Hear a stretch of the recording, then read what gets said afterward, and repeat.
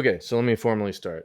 Hello, everybody. I am Kyle Sullivan. I'm the main carnival barker behind the Trexpertise YouTube channel. Uh, I th- I'm not sure. I think it's one of the larger, science fiction essay channels on YouTube. Not to toot my own horn, but we are here to talk today to Valerie Weiss. That's how you pronounce your last name, Weiss. Yep.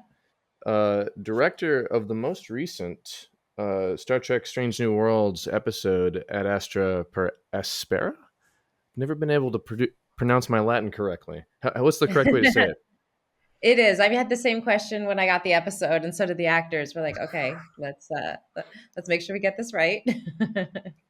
Uh, so I want to do a quick roundtable, introduce everybody. Let's start with Brandon. Tell me who you are and what you do.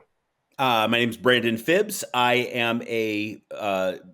I spend most of my time in the science and history documentary and podcast space.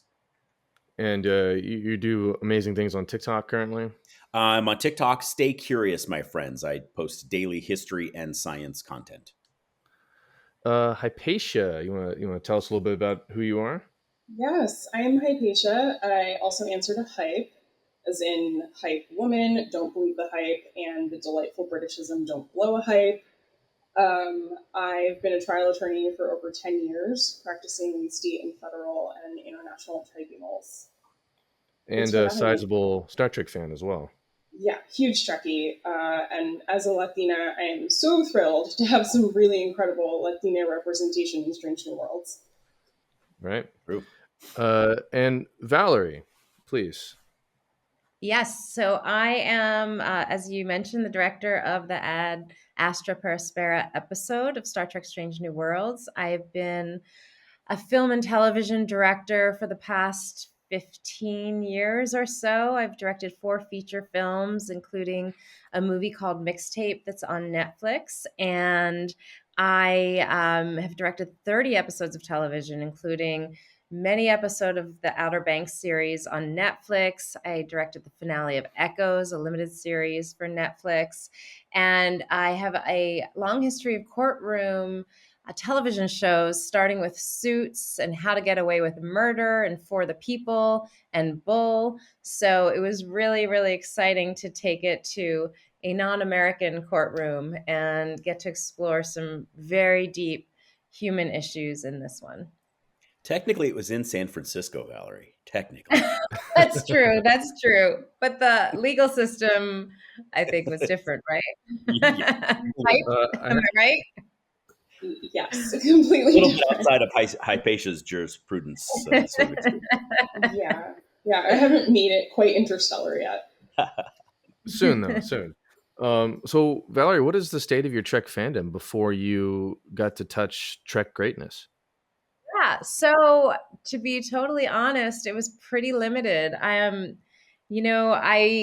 guess my dirty little secret is I had never seen a Star Trek episode before interviewing for the job. And yeah, I don't know if anyone knows that, but my first apartment in Los Angeles, I did have Michael J. Pollard was my neighbor, and he is in the Miri episode of the original series, and so maybe we watched that one, but I remember, so my buddy Benji Bakshi, who's a phenomenal DP, we worked together on 2 shows before this one.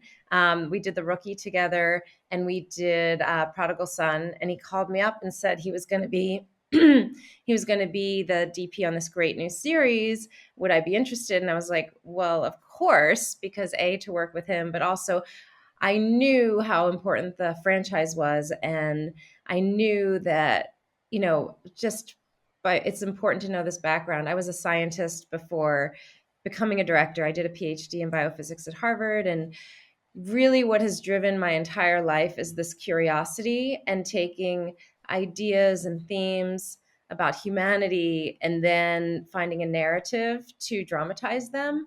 And so I know I was familiar enough to know that Star Trek did that really, really well. So I was very excited at the prospect. And then, of course, became very steeped in the original series when meeting on the show, and just fell in love with the Trek world. It's cool. So how much? So you watched? Yeah, welcome to the Thank family. you. Thank you so I much. think, given the reception people are having, the reaction people are having to this episode, I think that they're going to really want to know who you are. So I'm curious, how much research did you do? Like, how much Trek watching did you do before you dug in for the job? So once I got the job, I watched a lot of the original series. Certainly, the pivotal episodes to understand who these characters were. And then once I knew I was doing a court martial episode, I watched the Menagerie and Measure of a Man. I can't remember. It's been a year since I directed the show. Hmm. So I can't remember what else I watched. I know I watched Wrath of Khan because I wanted to understand La'an's character and background. But Nice. honestly, that's really all I had, the opportunity to watch, given like getting the job and then going and doing it. And so I think what's fun, and I hope we get to talk about this, is without having been super familiar with the canon and the series, what I think a director brings and what I bring is, okay, let's understand the characters. Let's understand the themes and the message and tell the story through that. The genre, the world is really just a container that changes from job to job that I do, but the through line is human instinct and behavior and what causes it, and misunderstandings between humans and the subtext. And that's what I bring in a universal way to everything I direct. And I kind of say I'm genre agnostic because I've done comedy, I've done thriller, I've done drama, I've done every genre pretty much. And I feel comfortable in all of them, because really what I'm doing is trying to bring what we think and feel to the screen in a way that's very relatable, if that makes sense. Hmm. Makes And it makes Kyle, can I interrupt real quick? And I just want to say, Valerie, you inadvertently, especially not knowing the franchise, you inadvertently stumbled into, and I texted Kyle Thursday morning when I first saw this episode, and when I was raving about it to him.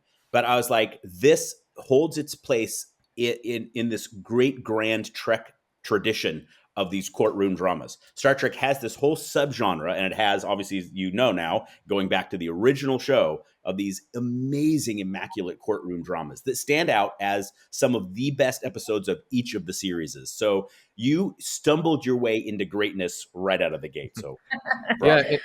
and there's a Thank whole you. what do you call it? A whole kind of debate about who's making Star Trek. It's 60 years old, and like there's this thing where purists who know the franchise really well make it, and it ends up being kind of for the fan and not for the common person. And then every now and then these people come in, like Nicholas Meyer, who directed Star Trek 2, him and Harv Bennett, like just they had never seen any Star Trek, and they're like, well, we got the job, let's do our homework. And they watched the whole original series and went to it, and they didn't consider anything to be sacred. And I think because of that, every now and then someone walks into the franchise like that, like, well, we're just going to focus on what you need to tell a story, and everything else is just a tool. And some Yeah. people are purists, and I think that kind of gets in the way a little bit. Yeah. And I think, what's fun about this episode, because I have a lot of friends who have no experience with Star Trek, and they're reading all the buzz about it, which is super exciting. They're like, do you think I can just watch this episode? Will I understand it? And I was like, yes, these are like 3 things you need to know. You need to know what an Illyrian is. You need to know about the eugenics wars, and you need to know how important Una is to her people and her colleagues. But then you're ready to go. And I'm so excited to have been able to direct something that I think can stand on its own for anyone to appreciate. And that's what I really try to, again, do as a director, is to have everything infused within the container of that episode, and that things are being communicated through nuance and looks and body language, so that you really can just be in the moment and not need to know a whole history before you get into something that I've directed. So Well, I want to ask you a bunch of questions about like the technicalities and how it was made, but I think we should stop and talk about the contents, the themes, the character work, and the courtroom stuff. And Hypatia, let me ask you, as a person with some background messing around in the legal system, what was your impression on this? How did this strike you? Yeah, I mean, as a lawyer, I might be a little bit biased here, but I think that the reason that this episode works is the same reason that so many of the courtroom episodes in Star Trek are consistently some of the best episodes that are in Star Trek.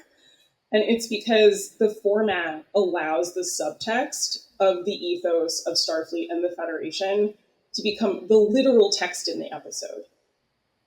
And that's a rare opportunity. It's one of the things that I love about Court, is being able to pull together all of these disparate pieces of information and provide a really cohesive narrative.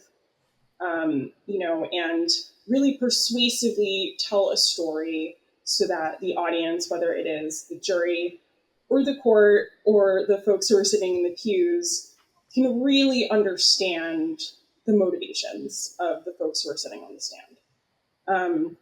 So, I mean, from my perspective, I thought it was A plus. I mean, there's no higher score for me on this one. To me, it was just the perfect distillation of what these episodes do, which is that they provide this periodic reminder that all of the progressive casting, all of the allegory, all of the themes in the show, they're not just a narrative quirk. They're the whole point of the show. And they have been since 1966. A feature, not a bug. 100%. Yeah. Right? And of course, this isn't about the eugenics wars. That's what I always love about science fiction, and particularly Star Trek, is you get to take this thing about eugenics and the dangers of eugenics, but are we really talking about eugenics? No, we're not. We just get to craft these incredible stories that speak to the issues of our time using these science fiction concepts that just allow you to package it in something that's, easily digestible and entertaining. Completely. Yeah, I think this episode definitely touches on Trek greatness. I consider it one of the best episodes of the 21st century. You really knocked it out of the park. But I think that it stands apart from the other Trek courtroom stuff in that the way that it talks about the bias or oppression that gets programmed into a system. Because nobody was the best. I love the moment with Robert April on the stand. He's obviously a good guy and he loves his people and he takes care of people, but he didn't have a personal bias against Illyrians, and yet the system forced him into a position he got called out on. And I've never seen that explained in Trek before. I thought we can't talk about anything new. It's been 60 years, but this felt new. Systemic oppression, systems, all that kind of stuff. I've never seen that enunciated in Trek before. Yeah, I think, again, what's so exciting about doing a timeless series that has been around forever and hopefully will continue to be around as long as entertainment is, that the culture and the time with which we're living in will provide new perspectives on it. And I think, issues that were tackled in the 60s, later on, and then in the 90s, there's an evolution to what the public knows and is aware of. I mean, social media has obviously changed culture so much.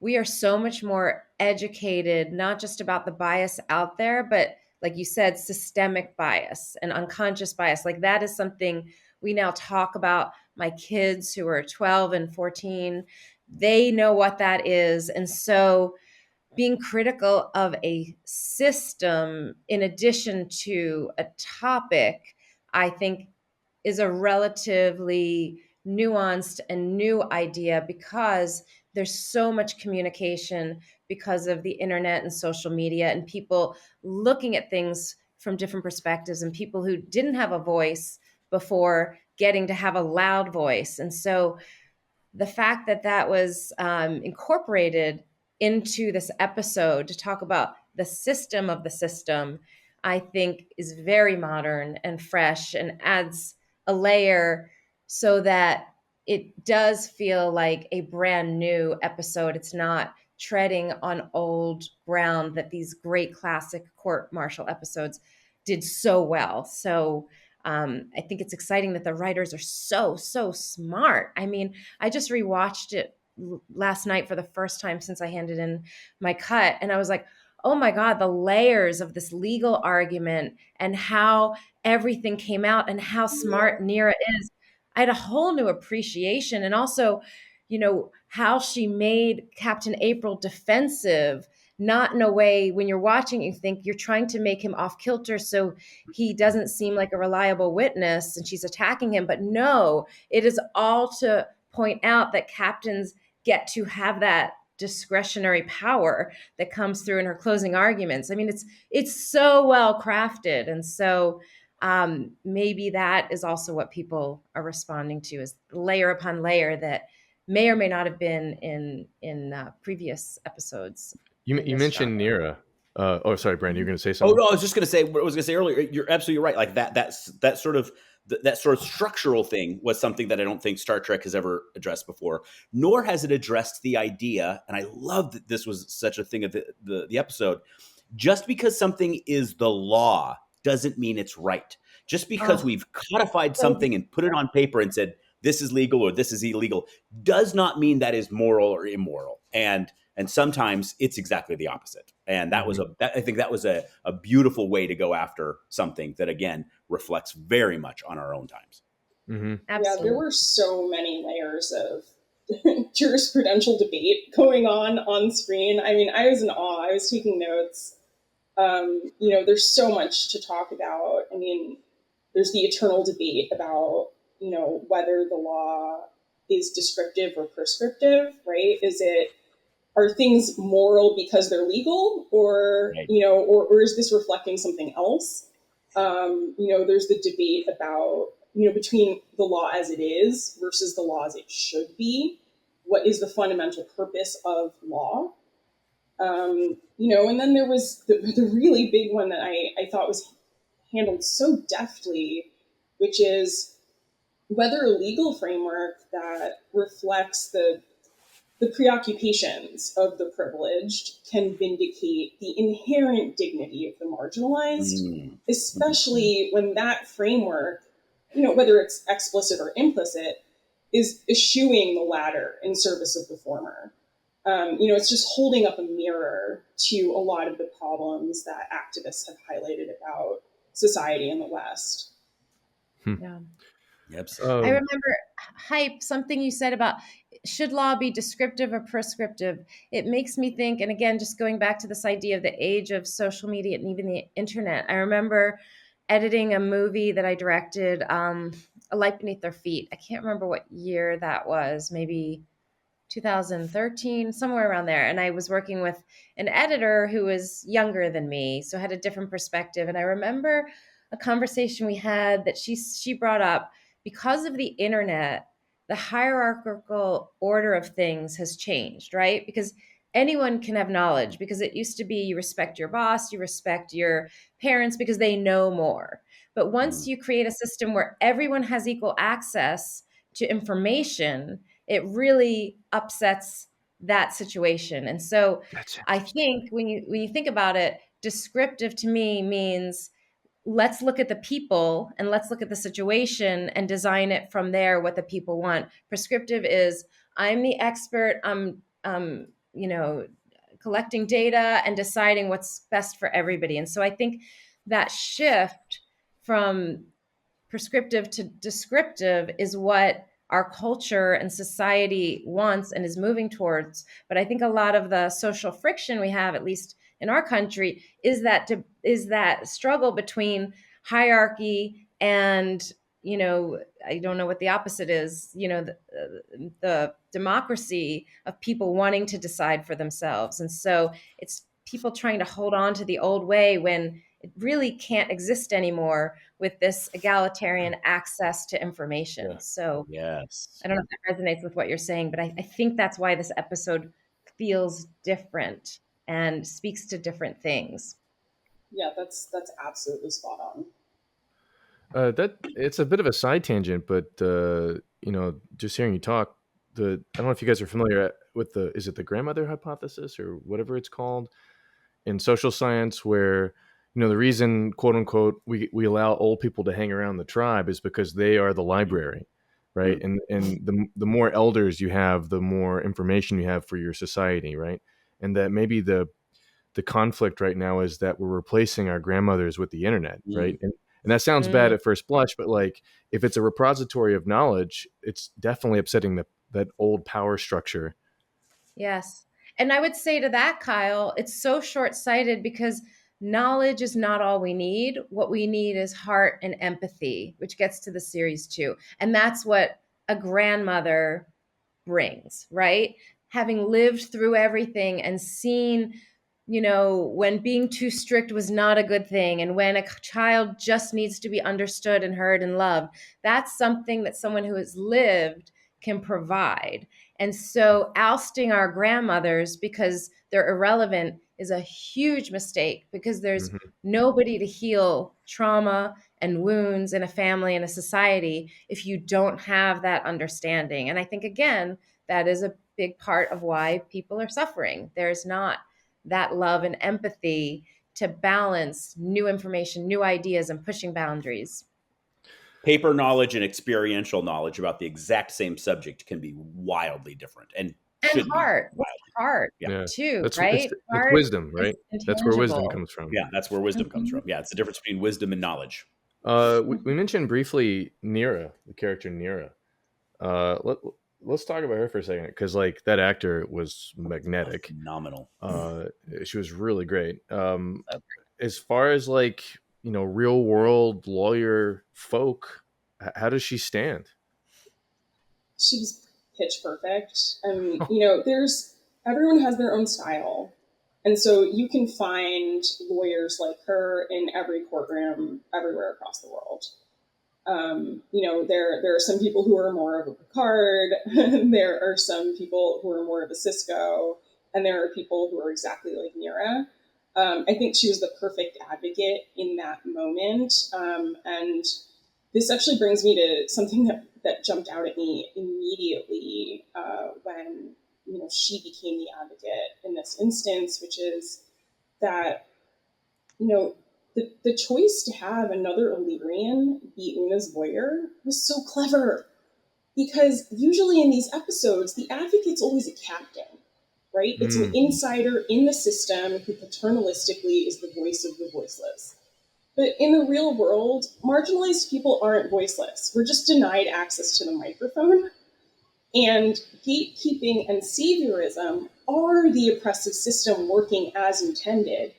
And so by having Mira step into this role, we're shining a light on how saviorism, even if it's well intentioned, is part of the problem, right? Pike wanting to advocate on behalf of Una was part of the problem.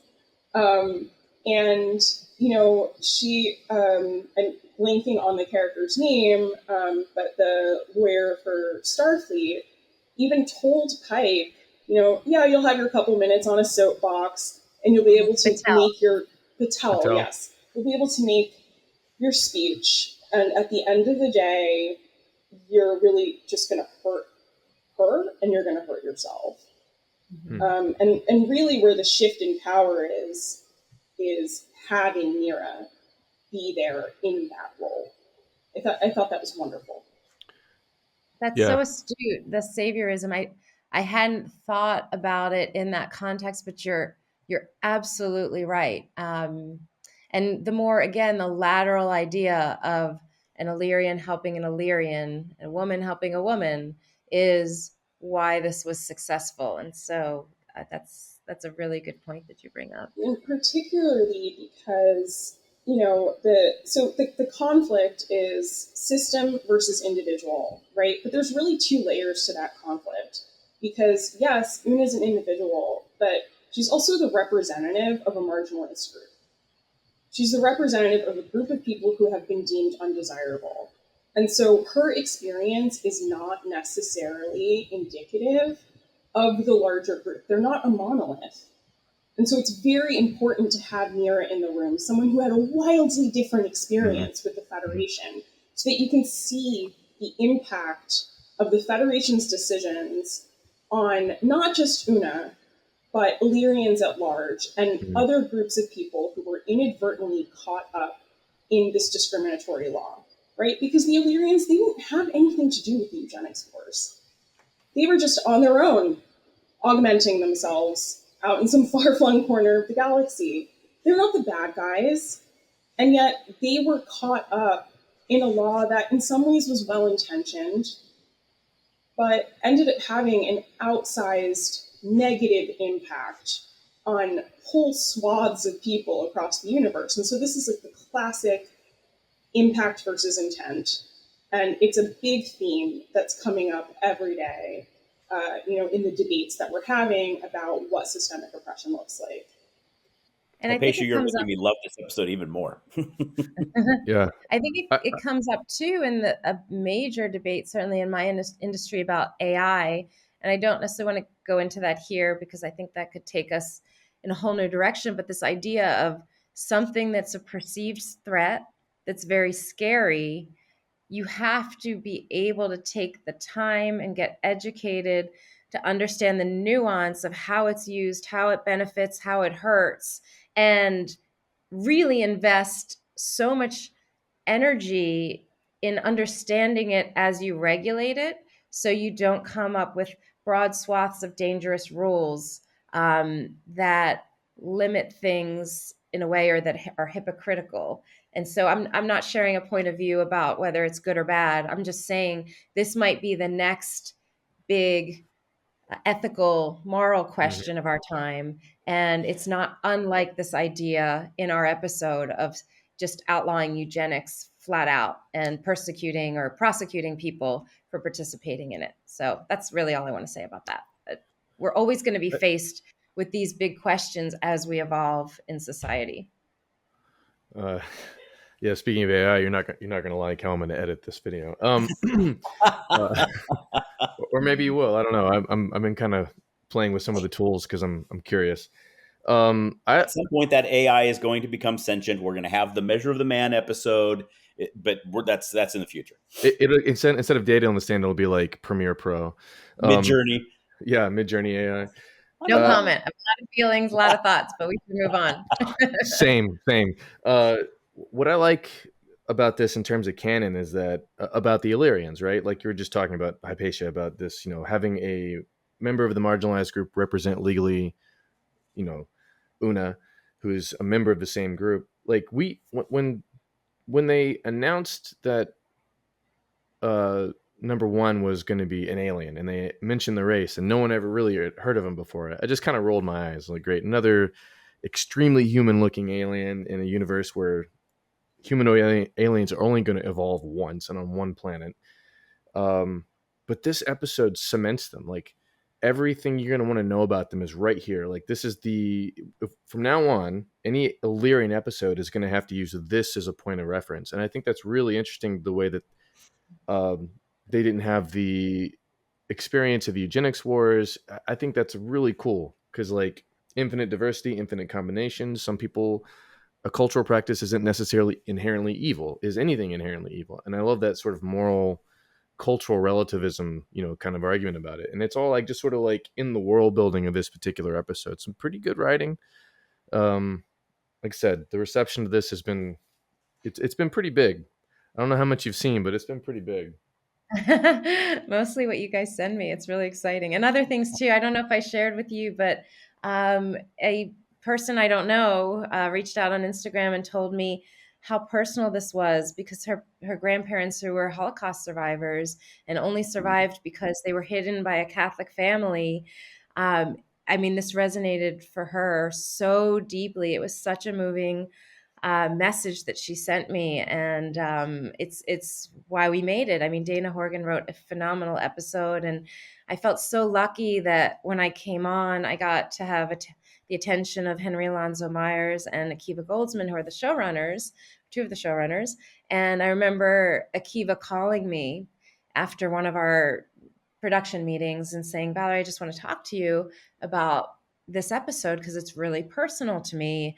It's based on somebody I knew when I was growing up, and I don't want to share details that he shared with me because it's not my story, but I was so grateful as a director to have him share the emotional heart behind the episode because that's what I'm so much about as a director, especially if such a performance driven director, is latching on to what are the feelings behind everything, and being able to infuse that into Rebecca and Yetide's prep and make sure that that is the beating heart of the episode. And then Henry was amazing at talking to me about the history of how this episode came to be and all the conversations in the writer's room that led to this version of the episode. I mean, so much thought and heart went into crafting it. It's wonderful to see that it's being received as it should be, because nothing about it was ever taken lightly. And so I feel so grateful to Chris Fisher for hiring me, that I got to be the person to birth it into the world. And so I'm thrilled about the reception. I love that as a director, as you said, that truly tries to find such character centric moments, and the sort of the Star Trekky isms, the phasers and the warp drives and all these sorts of things are this just the way, the tools you use to tell the story. If the story doesn't have character and heart and real sort of like empathetic sort of situations, it's going to fail. And Really. if I can say so, a lot of modern Star Trek has been struggling with that dynamic and that balance. And one of the things I really deeply appreciate about Strange New Worlds is how character centric it is. It absolutely, someone was talking the other day, and I'm not trying to pick on Star Trek Discovery, but someone was talking the other day about Star Trek Discovery's been on for 4 seasons, about to go into its 5th. And we still struggle to remember the names of like all the people on the bridge. On this show, you know and love everybody. You, with just a couple episodes in, you knew all of their names. You love these characters. You know who they are fundamentally. Even if you haven't spent a lot of time with them, that are so well drawn and given such wonderful sort of character motivations and moments that you're like, I know you, I love you, I want to go travel with you. And so I love that for you, who has that as their like kind of primary directorial focus, that and the fact of all of your experience making courtroom dramas, this just seemed like tailor made for you. Thank you. And, it was so exciting. And I think part of why those characters are so memorable, it's the writing, of course, and the history that they're drawing upon. But the actors are phenomenal on this show. And something, each and every one of them, so talented. They can do anything. And something that this show did that I've never seen on any other episode of television before is during prep, they set up 20-minute meetings for me with every single member of the cast. And as you know, certain members had big, heavier lifting in this episode than others, but I met with every single one of them. And it gave me a chance to not only say, how do you work? What's your process? Because I can work anyway, but what helps you, first of all? And then I defined before meeting them what the arc, I had a very clear arc for Uhura, how she felt about what was going on because of what Una meant to her and what La'an meant to her. And so we talked about what that arc looked like and when she would feel what she'd feel. And I think you feel it when they're watching the courtroom, when they're on in the ready room watching the court case unfold. Every single reaction that they have is not an accident. Like, I didn't just hose it down with a camera. I knew, I wrote in my script on each line, Uhura feels this way. She looks to Pike to see what he's thinking. And so I did that with every single character and worked with them and talked to them and took their input. And, Anson Mount is just a phenomenal actor. And I come from the theater world. I think he does. And so he wanted to do a page turn in my office of all his scenes. And so we literally went through all the scenes and talked about the beats. And then we were able to go to set and rehearse. And I mean, I think you see the difference. And so every member of that cast cares so much about this show. And it was honestly one of the most fun things I've ever gotten to do in my career. And so then to see that the reception is so incredible, it's like, well, I was just happy making it. So this is icing on the cake, because it was truly one of the most creatively fulfilling experiences to work with these guys.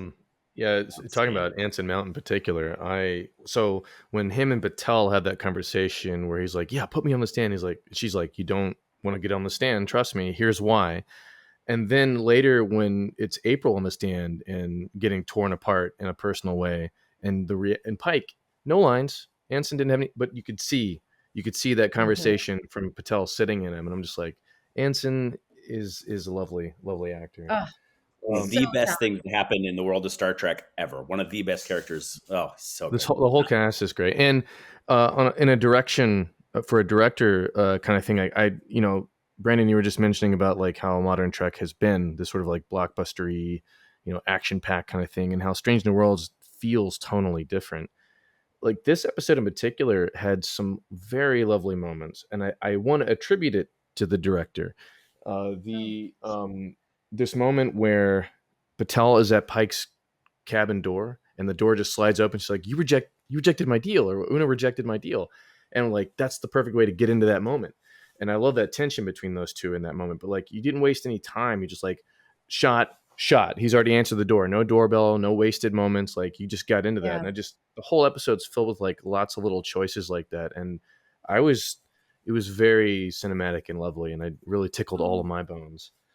And also, I should say that moment, you're talking about character moments and those kinds of reactions and stuff like that, and building those moments. And particularly, you mentioned Uhura's arc, that moment on the bridge with Leon, and she is saying, no, I'm not going to do this in this way, was just such a beautiful moment.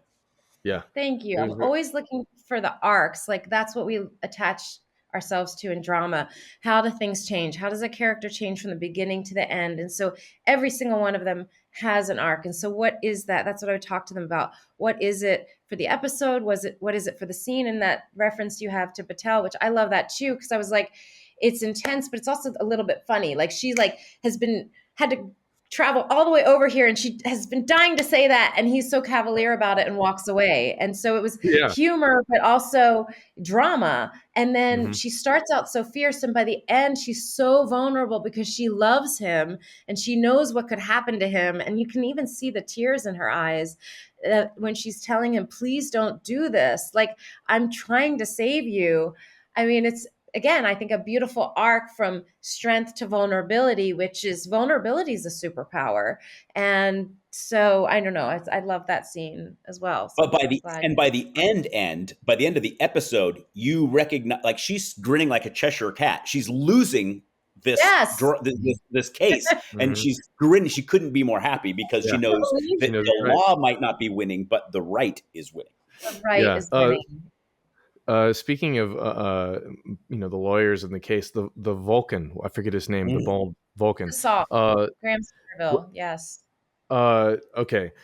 And Hypatia, you may have to speak to this because like I guess he's a villain, right? But he's not like a mustache twirly guy, which we get a lot in Trek, unfortunately. He's a guy, the best kind of villain is the villain that you can understand their point and their worldview. And this guy is right. It's the law. You broke the law, and like you hate it, but you understand it. And like that guy, he was ice cold, man. I love the way he played that. There was such a clear, delicious juxtaposition between him and Patel in this, because he was just by the book, right? And he's like, look, it's not personal. Yeah. It's the law, right? Yeah. And Patel is there because it's her job. Her job is the process in that moment, right? But she's recognizing that the law is not synonymous with justice in that moment. And so you get a glimpse of two very different kinds of practitioners in the law, which I really appreciated, because there's the people who just do the job because it's their job and they're going to keep doing the job and they're not going to ask any questions about it. And then you have the people who are conflicted, and we see the areas where there's room for improvement. We see the tension between the promise of egalitarianism and what's actually on the page.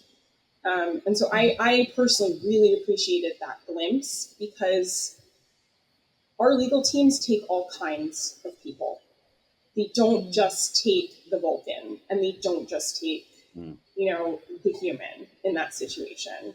And I actually think it makes our teams stronger when we have those different perspectives. And yeah, sometimes it makes you the bad guy.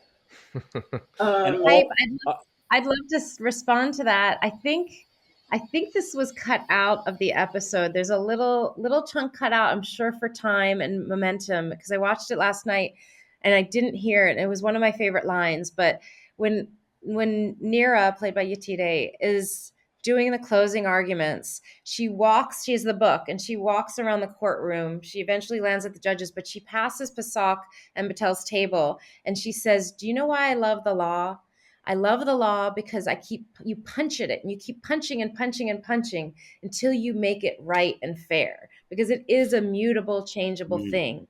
And it's up to the people who are working in the system to make it honest and make it fair and keep it having heart behind these laws." And so I think it was cut out, but it's exactly what you're saying, Hype. It's about the people and questioning it and changing it. And he was a great character because you can only have change when you have opposition to fight and push against. And so I thought that part was really well crafted as well. And I just thought you might appreciate knowing that line. Yes, I mean, absolutely. And, I think that in the context of what we know about Illyrians and the fact that the Federation doesn't change its position on augmentation, I think that argument's even more powerful because we know they fail, right? Yes. But the stand was still worth taking. It was still worth fighting it. And it reminds me of that episode, Peak Performance, where, Data is worried that he's not a good first officer because he's not perfect, because he's going to get it wrong. And at the end of the day, something might fail. And what Picard tells him in that moment is, it's okay to lose, right? That's just part of life. But you still have a duty to me. You have a duty to Enterprise. So leave yourself down at the door and come join us in my ready room. And I think that's the promise of Star Trek.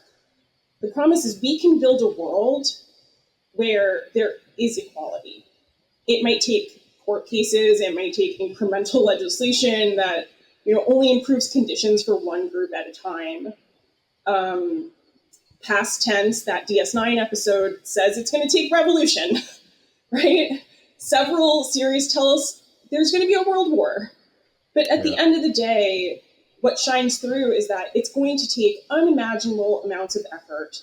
But if we keep doing what we can in our own spheres, with every punch, as you said, Valerie, or every tug and toe, like, we're collectively bending the moral arc of the universe where we want it to go. Right. Exactly. Yeah. Lovely. That's why this is going to be a standout episode in the franchise, is because it hammers on those themes the way Trek is famous for, in all the right ways, I think. So I think people are going to be talking about this one for a long, long time. I also love, and I don't want to. I mean, I'm kind of basking in what Hypatia is saying, but also character-wise, I love the fact I found myself at some point, probably like 3/4 of the way through, going, "Is this Vulcan ever going to speak? Are we ever going to hear him?" And all credit to the writer that they crafted this character who, when he does speak, you're like, "Oh God, now I got to sit and listen," because this whole time, even when he's with Spock, you're not hearing anything he says. And I thought, this is creative. It's interesting. Like the other opposing council member is not going to speak the entire episode. Oh yes, he does. And when he does, it's a big moment. That's anticipation, man. And Patel's going to speak, and then the Vulcan just touches her shoulders, like, you're like, oh God. Yeah, that 2 fingers. Yeah. The Admiral is speaking now. Yeah, as a woman, I howled at the TV because I definitely have dealt with co-counsel who've done that before. I think what sets the character apart is that he knew Patel didn't have it in her. He saw where the cracks were, and he said, "I've got this." Not just because he believes in it, but because they're teammates. And that's what he's you're not going to lose the do. game. He's like, you're 100%. a weak player in the game we're playing. This is the game point. Have a seat. Yep. Yeah, I'd love to talk a little bit about, I feel like what people are saying too is, even though it was a talky courtroom episode, there's so much momentum to it. Like, it moves really fast. And so I'd love to share with you guys, I have this great collaboration with Benji Bakshi, the DP, and I'd love to share a little bit His of work was our gorgeous, by the way. It looked great. He's amazing. have to call that out. Gorgeous, Looks beautiful. right? Gorgeous. Yeah. And so we set out these cinematic rules for the episode. And what I love about working with Benji is it's all story and character driven. There's not a single shot, a single character move that isn't tethered by motivation and storytelling. And so part of our work as a team is deciding very early. We go through the script, and I had a meeting in my office, and I have the whiteboard notes. I said, Benji, send me the notes. I want to talk about this. He sent them to me late last night. But we came up with rules for each character of what their arc is, basically, like what they're dealing with and what that meant for the camera. And I can share a little bit with you guys, if you're interested. Please. Yeah. So, for Una, her conflict is persecution versus acceptance, right? And so what she wants, the reason she hid, she wants to be accepted, right? And ultimately what she wants from this trial is to be accepted back into Starfleet. She doesn't want to give up Starfleet. That would be like a fate worse than death. And so, we talked about in the beginning, when we're dealing more with persecution, shooting her in obscured shots, like in the prison scene, we shot her behind the table. There was always foreground blocking her. And that shot that I think people are so excited about, when Yetide leaves and the door closes and you just see this much of her. And so if you pay attention to the episode, you see a visual arc from being obscured to being on the stand with nothing in front of her. And so, and also when she's at the end in the transporter room. So that was one of the things we did. The other thing, and we did this for each main character, I won't go through all of them, but with Nira, played by Yetide Badake, who's just, we keep singing her praises. She's phenomenal. It was limitation versus opportunity, right? When she starts, she's a disenfranchised group. She doesn't like Starfleet. She's the underdog, really, right? And then at the end, it's about opportunity, and that's what she wants for all Illyrians. And that moment when she's like, well, it's a start. You're being led by an Illyrian captain, which, oh my God, I'm going to get emotional again. So the camera language we came up with for her is, with the limitation part of it, she's left behind. In the beginning of the episode, the camera's pulling away from her. But by the end, she's pushing the camera, especially in those great courtroom moments with Admiral April, and also with the closing arguments. She's pushing the camera and it's pulling her. And so that's an example of two of them. I could keep going, but I can save it for another time. But anyway, I wanted you to understand. Right now is loving this. This is my my language. Yeah. So I think it's just important to understand all the craft and heart and thought that went into every single shot and decision of performance and look for the episode. And in terms of just bringing a little bit of Star Trek history into it, when I did watch the canonical court-martial episodes and saw the floppy disk and the stand, Yes. I was like, I need those. I know we're being Yes. modern in many ways, but this has not changed. And so I was like, I talked to props and Jonathan Lee, our amazing production designer. I was like, how high is the chair? Let's get that. That's going to be really important. And I'm so happy we had those touches. Every Star Trek fan is bowing down before you Yeah, right now. that was an excellent choice. Yeah. Thank you. The discs, yes, the discs, which were still like hyper modern because they had like little engravings and little, like, you could see like little circuitry and stuff on them. But yes, I would have revolted if there was a courtroom scene set in this time of the Star Trek era and there wasn't that little glowing orbital sort of pad that they put their hand on in the chair. If that hadn't been there, you would have had people up in arms. So those little things are what make it work. Yeah. From like a prop sort of visual perspective. Yeah, the Trek fandom is a bit tough to please, and you have the right instinct for them. Yep. I think you're gonna do all I right. was definitely worried, but I was like, these to me again, and I think it helped being a newer viewer because things stick out, right? Like the signal to noise ratio of what really matters. Again, just science talk, because I know, Kyle, you're a scientist as well. It's like, what sticks out to me that hopefully is something universal to anyone watching it. And those were two bits that were important. And also big props to Jim and props, who really wanted to come up with forgive me, what are the names, the badges? So Do they There's a have a name. name? There's the name I for them in real thought life we from had a the name when we. military. Yeah, so he pitched them looking like that and collaborated with Bernadette Croft, who's a brilliant costume designer. I'd Costume also love to designer. take a moment just to say that the whole Illyrian culture was a big conversation. I read the script and I was like, I don't want this to be a downtrodden culture that feels like second-class citizens and less well off. No, they can adapt. And so they're very successful in the environment that they've adapted in, and they're proud and excited about what they've accomplished. And so I want their clothes to show that pride. And they live in a place where the atmosphere is so oppressive. They're going to have color, and they're going to do what they can to jazz it up and celebrate life. And so it was so fun to talk to her about what that looked like, and having sharp angles as opposed to our courtroom was the round Like an hole. oval around. So Yeah. Starfleet, we made decisions that feels round, but Illyrians are sharp. The nails, they all had pointy nails. The makeup was pointy. So in opposition to the world of Starfleet, we wanted our Illyrians to really stand out in that way too. Hmm. So again, subtle, but so much fun to collaborate with this incredible group.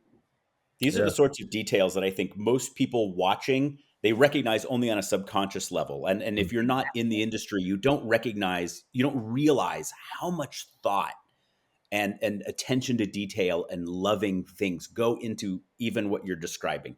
These sorts of, and it works on you, even if you don't recognize it's working on you.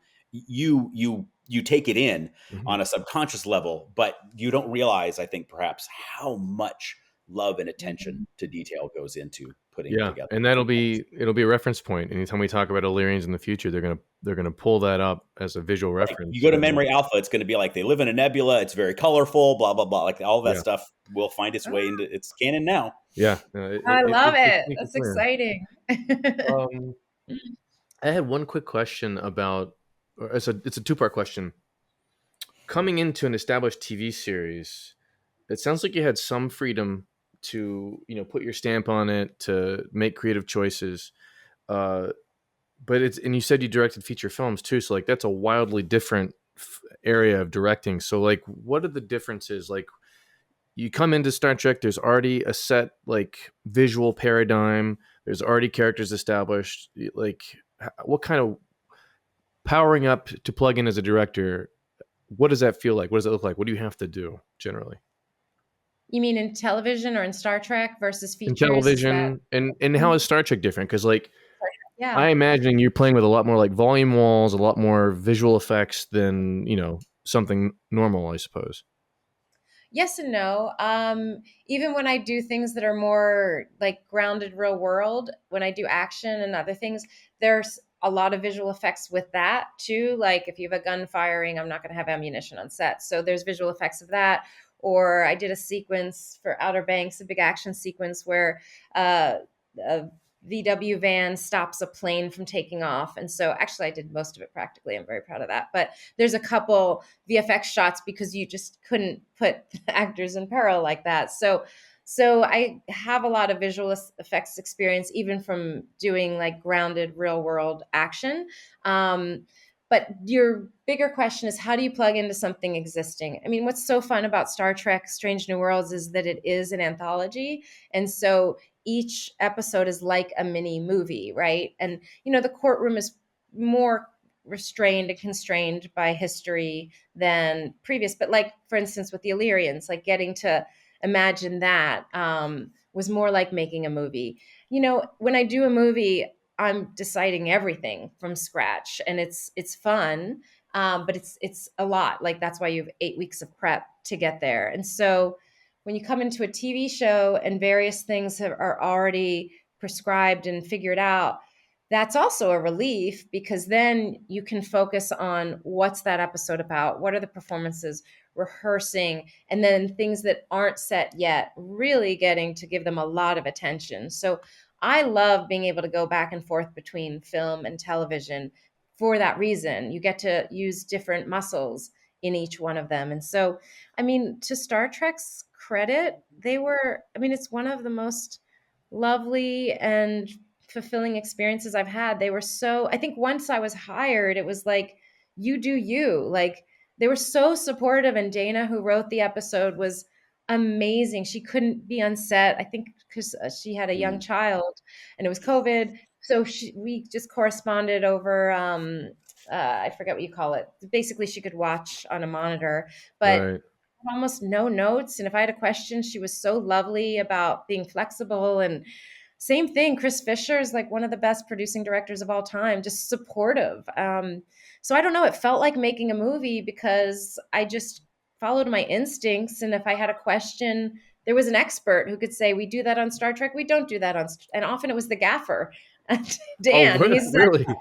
such an expert. He was such an asset. And he's on set. And I'd be like, Dan, do we ever do this? And he's like, no. Or, yeah, you can totally. And I love that. That's a great choice. I was like, great. If Dan likes it, I'm good. So, That's hilarious.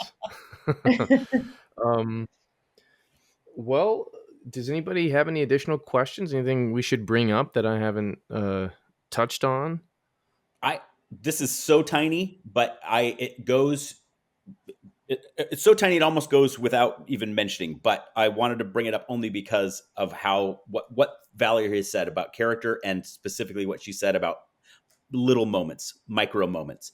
There's a micro moment at the end of this when Una has said, "Back to your posts, everyone," and they leave, and it's just she and Pike in the transporter room, and he walks up to her, and he has this moment where you can see his face break, in the tension floods out, and he just coils around her and gives her that hug and holds her for a moment, and then kind of straightens his uniform and commander and goes back on.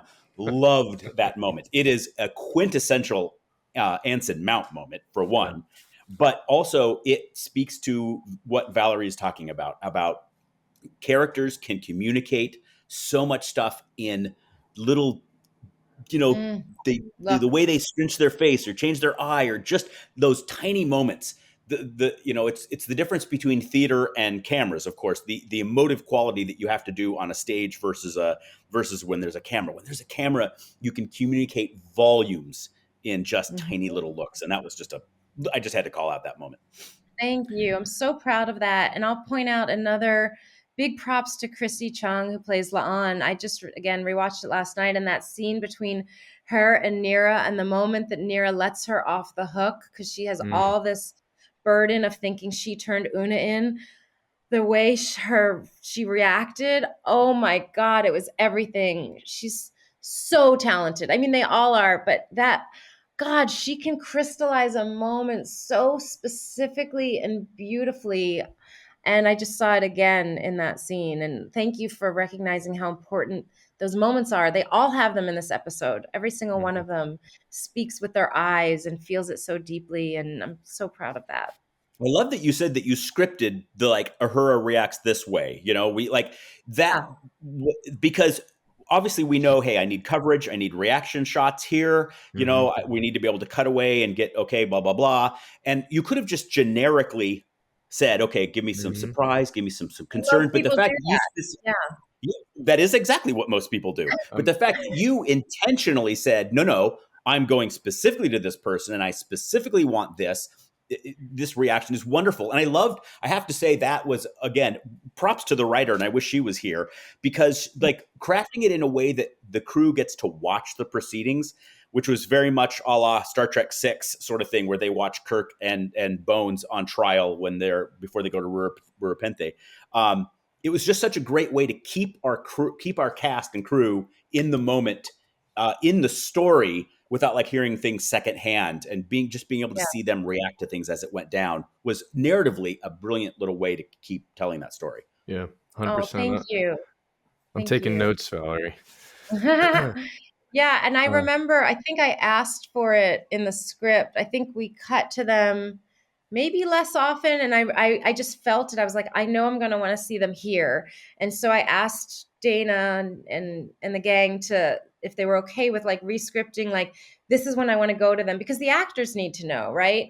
When you shoot a scene like that in the ready room, you're shooting 5 scenes, and the act, it's like I liken it to being in a casino. Like there's no windows, you don't know what time of day it is, like you're lost. Are we in the morning or which scene are we in, right? And so I was very intentional about each scene. You're standing, and if you'll notice it in the beginning, so they're dispersed, like, and there's a reason why Leon's in the back and standing, because she has shame, right? And she's feeling, because she hasn't learned that it's not her responsibility. So she's in the back, and by the end, they're all seated around the table. They've all come together as a family, because when one member is threatened for the family, it fractures everything, but they circle around. And so I was so specific about how I wanted to tell the story of them going through it with her. And so the actors were so lovely, because I'm sure they were like, wait, what, Valerie? Because I had to be efficient, right? I had a few hours to get all of it. And I was like, guys, trust me, you're standing here, you're standing there, respond to this line. And they're like, wait, what? Where are we? But they were so generous with me that they would let me set it up for them, so I could get what I knew I would want in the edit. So it was tricky, but I think it really paid off. It really paid And off. also for a serious episode, like you were able to get in like really funny moments, especially like when Ortegas and Dr. Mega are sitting in the mess hall or whatever. I'm not can't sure what the thing is, and they're watching the Vulcan speak, and she's like doing the little Vulcan voices and stuff. That was like, there were still moments where I was like, you managed to get really light, effectively light, organically humorous moments. Thank you. That felt Thank through the you. character. Appreciate that. Yeah, please tell the writer that she did an exceptional job. Yeah. This was, Amazing. I mean, because as a writer myself, I think sometimes the writers are the most neglected and forgotten, and people. That's why around. they're striking. The more, Yes, right, that's right. the More power to Morlocks. them. And I love that we're talking to you, but like I just want to make sure that people realize that like if the characters didn't have words to say and motivations to say them, there wouldn't be a show. So I wouldn't have anything to dissect. I mean, I can't do what I do if there's not text for me to find subtext with. And in this case, there was so much. It's beautiful. Hypatia, I think you shared with me that you'd watched this like 2 or 3 times in a row. Is that true? Yeah. As soon as I finished it on the first watch, I immediately hit play and watched it again. Yeah, I'm hearing that across the board, and I've seen it twice now. Do you have any other questions or comments? Any summaries you want to add? I mean, we talked briefly before this, but like, you seem to love this episode quite a lot, I think. I really did. I thought it was remarkable, and I saw the very clear threads from Measure of a Man to Ghosts of Illyria to this episode. The question of personhood and who gets to decide who's a person. This is a very thorny question that's coming up in the law all the time now, and we see it in myriad ways, from the overturn of Roe versus Wade to, whether transgender people get to exist in public. And it's just such an important, it's such an important issue, and I'm so glad that it got the attention that it did. And it was so clear that the attention was incredibly loving and very thoughtful. And so I just want to say thank you very much. Thank you. Yeah. I mean, hearing your analysis and praise for it is everything. You make it in a vacuum. You don't know if your instincts are right. You just have to trust it. And then to hear not only the fans from an enjoyment perspective, but then someone who's so thoughtful and has dedicated her life to this work, responding this way, I can't think of higher praise. So thank you for sharing all your thoughts with us. Hype. Kyle, thank you for letting me shower her with my fangirlingness. Yeah, no worries.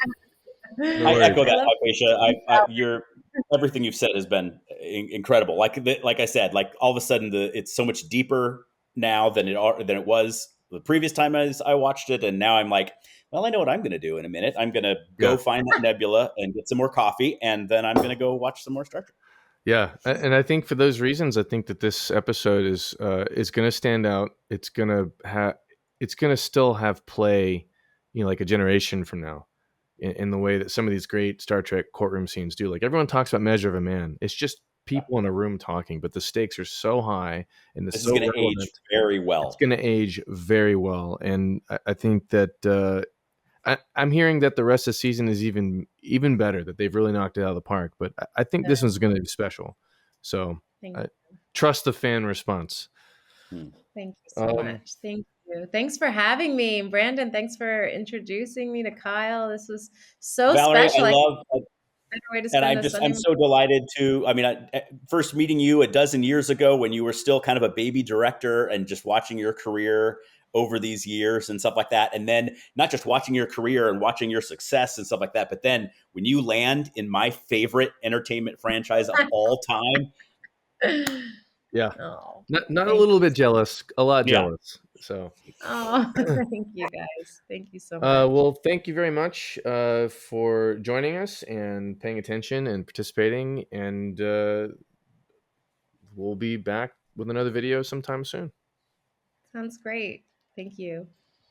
Thanks, Kyle. Thanks.